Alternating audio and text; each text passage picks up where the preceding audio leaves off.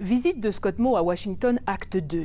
Et nous en sommes au dernier jour de cette mission économique du Premier ministre de la Saskatchewan dans la capitale américaine.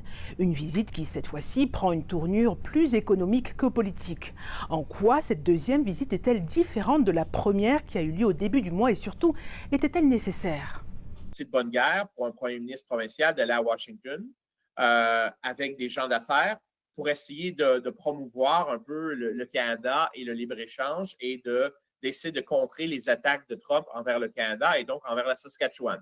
Donc, c'est de bonne guerre, mais est-ce que ça va avoir un effet réel? Ça reste à voir, mais je suis sceptique. Lors de sa première visite, Scott Moe était accompagné de ses homologues provinciaux et avait même été reçu à la Maison-Blanche. L'objectif était alors de présenter un front commun face aux décisions de l'administration Trump.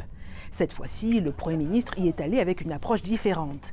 Il a fait le déplacement avec une délégation de chefs d'entreprise et de représentants d'organisations économiques de la province.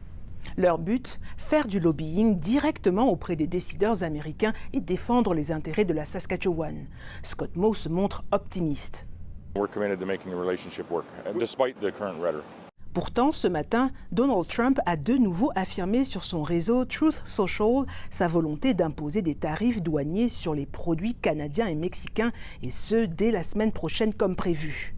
Une annonce qui intervient malgré les engagements pris par le Canada et le Mexique d'intensifier la lutte contre le trafic de drogue et de renforcer le contrôle de leurs frontières.